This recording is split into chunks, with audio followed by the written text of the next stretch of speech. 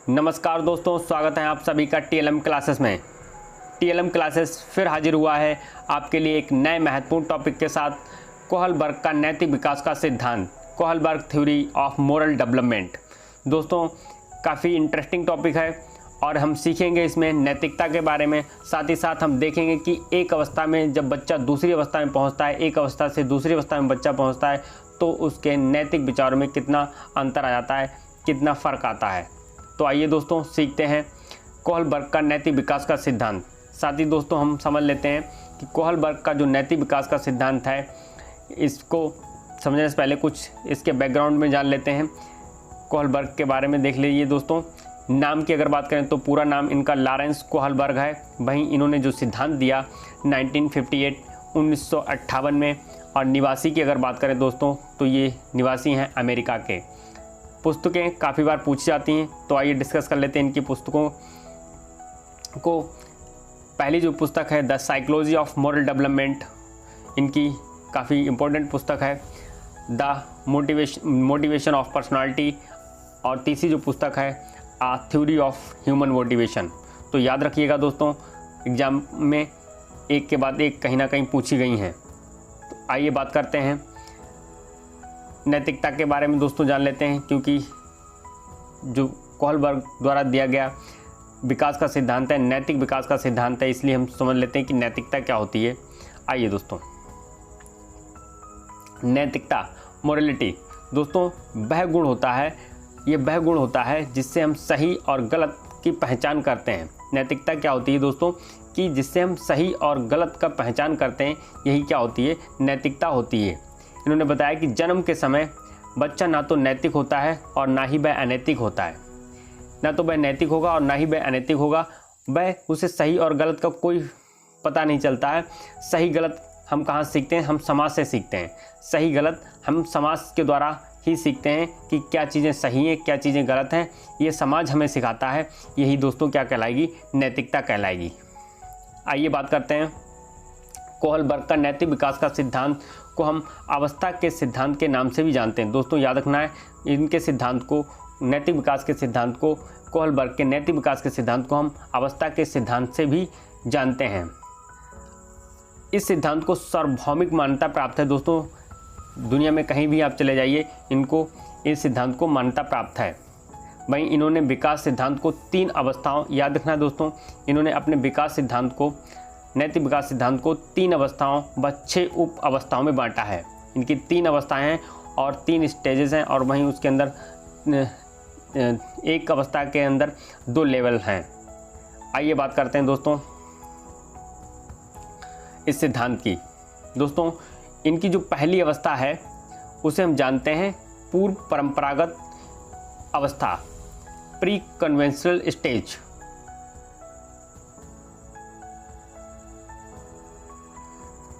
दोस्तों पूर्व परंपरागत अवस्था जिसे हम जानते हैं प्री कन्वेंशनल स्टेज, 4 से 10 वर्ष में ये अवस्था आती है बच्चों। जब बच्चा 4 से 10 वर्ष का होता है तो इस अवस्था से गुजरता है। और दोस्तों इसमें जो लेवल हैं वो 2 लेवल हैं। कौन कौन से, एक आज्ञा एवं दंड की अवस्था, वहीं इसमें एक दूसरा लेवल है अहम केंद्रण की अवस्था। तो आइए बात करते हैं बारी बारी से, हम इनके बारे में समझते हैं कि आज्ञा एवं दंड की अवस्था। दोस्तों जब इस अवस्था में बच्चा होता है, जब आज्ञा एवं दंड की अवस्था में इस लेवल में बच्चा होता है, तो बच्चे के अंदर, इस अवस्था में बच्चे के अंदर जो नैतिकता होती है वह बाह्य दंड अथवा आदेश पर आधारित होती है। बच्चा यहाँ पर नैतिकता सीखता, कैसे सीखता है, वह उसको नैतिकता को नापता है दंड से और आदेश से। उसे लगता है कि जब कोई काम वह करता है, जब उसे लगता है कि इससे दंड मिलेगा या दंड मिलता है उसको, तो वह उस काम को नहीं करता है। वहीं अगर उसको उस काम करने का पुरस्कार मिलता है तो उसे लगता है कि ये काम अच्छा है, और जब उसे उसी काम को करने से दंड मिलता है तो उसे लगता है कि ये काम मेरे लिए सही नहीं है, ये अनैतिक कार्य है और इसे नहीं करना चाहिए। वहीं इस अवस्था में बालक सही व गलत का अथवा नैतिक अनैतिक का निर्णय दंड व पुरस्कार से करता है। दोस्तों याद रखना है कि इस अवस्था को दंड एवं आज्ञा और दंड की अवस्था कहा जाता है, क्योंकि बच्चा इसमें बच्चे का जो व्यवहार होता है वो नैतिक अनैतिक सही गलत का निर्णय वह करता है दंड व पुरस्कार से। अगर उसे दंड मिलेगा तो उसे लगता है कि ये काम गलत है, और जब उसे पुरस्कार मिलता है तो उसे लगता है कि ये काम नैतिक है, अच्छा है। आई थिंक दोस्तों बात क्लियर हुई होगी। आइए बात करते हैं दोस्तों सेकंड, इसी में लेवल है पूर्व परंपरागत अवस्था में ही सेकंड जो लेवल है अहम केंद्रण की अवस्था। जब बच्चा इस अवस्था में पहुंचता है, इस लेवल में पहुंचता है, तो इस अवस्था में बच्चा आत्म कल्याण की बात करता है। आत्म कल्याण की बात करता है, बच्चा अपनी मर्जी का मालिक बनकर काम करता है। दोस्तों जैसे बच्चा, अगर आपने बच्चे से पानी मांगा, अब वो कहेगा आप इसके बदले मुझे क्या देंगे हम अगर पानी दें आपको, तो दोस्तों वह अपने बारे में सोचता है टिट फॉर टैट, यानी कि वह एक हाथ से ले और एक हाथ से दे वाला काम करता है। यदि आप मुझे उस काम के बदले कुछ देंगे तो हम वो आपके लिए काम कर सकते हैं। तो दोस्तों इसे कहते हैं अहम केंद्रण की अवस्था। इसमें बच्चा सेल्फिश होता है अपने प्रति, उसे लगता है कि यदि हमें कोई काम दिया जाएगा तो हम उसके बदले कुछ लेंगे, तभी हम उस काम को करेंगे। आइए दोस्तों समझते हैं परंपरागत अवस्था। परंपरागत अवस्था कन्वेंशनल स्टेज 10 से 13 वर्ष। इसमें 2 लेवल है। पहला लेवल प्रशंसा की अवस्था, लेवल ऑफ एप्रिसिएशन। दूसरा लेवल है सामाजिक व्यवस्था के प्रति सम्मान की अवस्था, level of respect for social system. आइए एक एक करके समझते हैं। प्रशंसा की अवस्था, लेवल ऑफ एप्रिसिएशन। इस अवस्था में बच्चा जो भी करता है वह प्रशंसा पाने की इच्छा हेतु करता है। जो भी काम करेगा उससे यदि प्रशंसा मिलेगी तो उस काम को करेगा। वह उसी काम को अच्छा मानता है जिससे प्रशंसा मिलती है। दोस्तों आपने देखा होगा कि शादी बारातों में पहले, अब तो स्टैंडर्ड हो गया है, पहले गांव में शादी बारातों में बैठा के खाना खिलाया जाता है। तो आपने देखा होगा इस अवस्था में, इस उम्र में जो बच्चे होते थे वो सबसे ज़्यादा कार्यरत रहते थे, क्योंकि उन्हें पता था ऐसा काम करने में, वहाँ पर लोगों को पानी परसने में या खाना परोसने में हमको प्रशंसा मिलने वाली है, लोग देख रहे हैं और हमको प्रशंसा मिलेगी। तो दोस्तों वो उस काम को और तेज़ी से करते थे। तो इसमें क्या होता है, बच्चा वही काम करता है जिससे उनको प्रशंसा मिलती है। वहीं सेकंड लेवल की अगर बात करें, सामाजिक व्यवस्था के प्रति सम्मान की अवस्था। इसमें क्या होता है दोस्तों कि इस अवस्था में बच्चा सामाजिक नियमों को पालन करता है। वह सामाजिक नियमों को देखता है, वह देखता है कि समाज में जो भी नियम है उन्हीं को सर्वोपरि मानता है। इस अवस्था में बच्चा सामाजिक नियमों को महत्व देता है। वह समझता है कि सामाजिक में जो भी नियम है इनके विरुद्ध प्रत्येक कार्य अनैतिक होगा।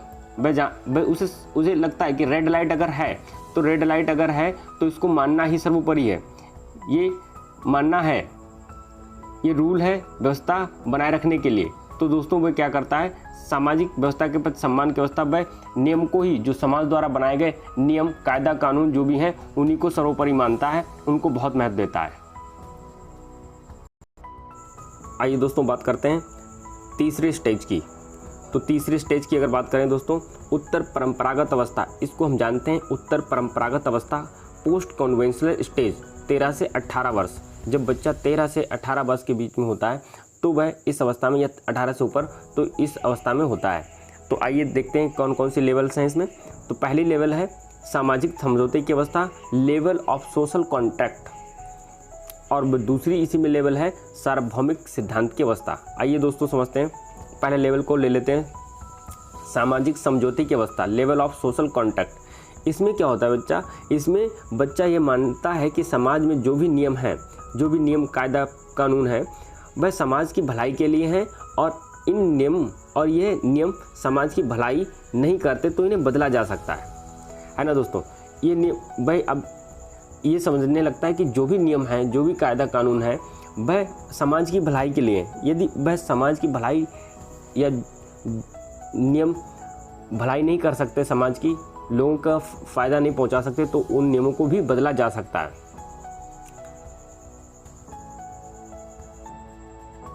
जैसे दोस्तों एक एग्जाम्पल के थ्रू समझते हैं इसको, कि जैसे आजकल शादियां होती हैं दोस्तों, तो शादियों में क्या होता है, गरीब परिवारों से या लोगों से बहुत सारा धन मांगा जाता है, वधू पक्ष से बहुत सारा धन मांगा जाता है, जो कि कभी कभी वो लोग देने में समर्थ नहीं होते हैं। तो इस अवस्था में बच्चा सोचता है कि यार ये जो दहेज प्रथा वाला सिस्टम है इसको बंद होना चाहिए, ये गलत है, और वह इसको बदलने की चाहत रखता है दोस्तों। तो ये जब लेवल आता है सामाजिक समझौते की अवस्था, इसमें वह इन नियमों को देखता है और देखता है कि जो रूढ़िवादी विचारधाराएं पहले से चली आ रही हैं उनको बदलने का विचार आता है उसके दिमाग में कि इनको भी बदलना चाहिए। आइए दोस्तों लास्ट स्टेप पर चलते हैं, जो कि सबसे उच्चतम अवस्था है, सार्वभौमिक सिद्धांत की अवस्था, लेवल ऑफ यूनिवर्सल प्रिंसिपल। इस अवस्था में बच्चा अपने विवेक का प्रयोग करता है। दोस्तों वह अब इसमें विचार करता है, विवेक का प्रयोग करता है, इसलिए इसे विवेक की अवस्था भी कहा जाता है। इस अवस्था में बच्चा नैतिक व अनैतिक का चुनाव स्वयं विचार करके करता है। अब इस अवस्था में किसी का प्रेशर नहीं होता है, वह स्वयं विचार करता है कि क्या सही है क्या गलत है, इसलिए इसको सार्वभौमिक सिद्धांत की अवस्था कहा गया, लेवल ऑफ यूनिवर्सल प्रिंसिपल। जैसे दोस्तों कोई व्यक्ति है और जो कि बहुत गरीब है और उसके लिए खाने के लिए पैसे नहीं, तो दोस्तों ये विचार करके उसके पास अगर बालक के पास अगर टिफ़िन है तो वह अपना टिफ़िन दे देगा, उस बेचारे व्यक्ति को वह अपना टिफ़िन शेयर कर देगा, वह कहेगा आज तुम खा लो, आज मैं भूखा रह लेता हूँ। तो दोस्तों ये अवस्था जो आती है ये सार्वभौमिक सिद्धांत की अवस्था आती है। यहीं पर दोस्तों ये सामाजिक समझौते की अवस्था की अगर बात करें, यदि बालक हैं 2 तो वह क्या करेगा, 2 बालक हैं, वो कहेगा कि कल मैंने आपके साथ अपना टिफ़िन शेयर किया था, तो आज आप मुझे खिलाइए। तो दोस्तों यहाँ पर क्या करता है, वो समझौता करता है, कल मैंने आपको खिलाया था, आज आप मुझे खिलाइए। तो दोस्तों ये सामाजिक समझौते की अवस्था हो जाएगी। वहीं जब वह अपना टिफ़िन दूसरे को शेयर कर देता है तो वह कहेगा कि आप खा लीजिए, मैं भूखा रह लेता हूँ। तो ये दोस्तों क्या है, सार्वभौमिक सिद्धांत की अवस्था है, लेवल ऑफ यूनिवर्सल, क्योंकि वह इसमें क्या कर रहा है, वह इसमें अपने स्वविवेक का प्रयोग कर रहा है। उसे लगता है कि ये व्यक्ति भूखा है तो इसे हमें मदद करनी चाहिए। आइए दोस्तों इसको समझ लेते हैं, एक शॉर्ट में समराइज़ कर देते हैं इसको। आइए दोस्तों ये 3 स्टेजेस हैं, पूर्व परंपरागत अवस्था 10 से 4 वर्ष, परंपरागत स्तर 10 से 13 वर्ष और उत्तर परंपरागत स्तर 13 से 18 वर्ष, जैसा कि अभी हम दोस्तों पढ़ चुके हैं। वहीं सबसे निम्नतम स्तर की अगर बात करें तो पूर्व परंपरागत स्तर है, और वहीं सबसे उच्चतम स्तर की बात करें, उच्चतम स्टेज की बात करें तो उत्तर परंपरागत स्तर है। पहली जो स्टेज है पूर्व परंपरागत स्तर में, इसमें 2 लेवल आते हैं, अहम केंद्रण की अवस्था और आज्ञा एवं दंड की अवस्था। तो ये 2 स्टेजेस हैं, आज्ञा एवं दंड की अवस्था और अहम केंद्रण की अवस्था। वहीं परंपरागत स्तर की अगर बात करें, इसमें भी 2 लेवल आते हैं, सामाजिक व्यवस्था के प्रति सम्मान की अवस्था और प्रशंसा की अवस्था। इसमें बच्चा प्रशंसा पाने के लिए कोई काम करता है और इसमें बच्चे को समाज के प्रति सम्मान होता है, वह नियमों को और सर्वोपरि मानता है। वहीं अगर बात करें उत्तर परंपरागत अवस्था 13 से 18 वर्ष, तो दोस्तों इसमें बालक सामाजिक समझौते की अवस्था होती है और सार्वभौमिक सिद्धांत की अवस्था। तो ये 2 लेवल आते हैं इसमें। तो दोस्तों इसमें क्या करेगा बच्चा कि इसमें सामाजिक समझौता करेगा, आज मैंने टिफ़िन आपके साथ शेयर किया है और कल आप मुझे अपना टिफ़िन शेयर करना, समझौता करता है। वहीं अगर इसमें बात करें सार्वभौमिक सिद्धांत, इसमें बच्चा अपने बुद्धि के अनुसार सोचता है, अपने बुद्धि के अनुसार सोचेगा और उसे लगेगा कि क्या सही है क्या गलत है। तो दोस्तों वह सार्वभौमिक सिद्धांत की अवस्था कहलाती है। तो दोस्तों आई थिंक आपको ये समझ आया होगा। 3 लेवल, 3 स्टेजेस हैं यहाँ पर, 1 2 3, ये 3 स्टेजेस हैं और इनकी 6 लेवल्स हैं। एक स्टेज में 2 लेवल, एक स्टेज में 2 लेवल। आइए इनकी आलोचनाओं की बात कर लेते हैं। तो दोस्तों इन्होंने सिर्फ पुरुष जात पर जोर दिया, यानी कि इन्होंने जो सिद्धांत दिया वो पुरुष जात को देख करके ही दिया, महिलाओं का इसमें कोई योगदान नहीं दिया। वहीं अगर बात करें इनके सभी स्टेप्स, जो भी स्टेप्स हैं वो सभी संस्कृतियों में एक जैसे हैं, जो कि संभव नहीं है दोस्तों। सारी संस्कृतियों में, सारे कल्चर्स में एक जैसे ही इनके स्टेप्स हैं, जो कि संभव नहीं है। तो ये कुछ आलोचनाएं हैं।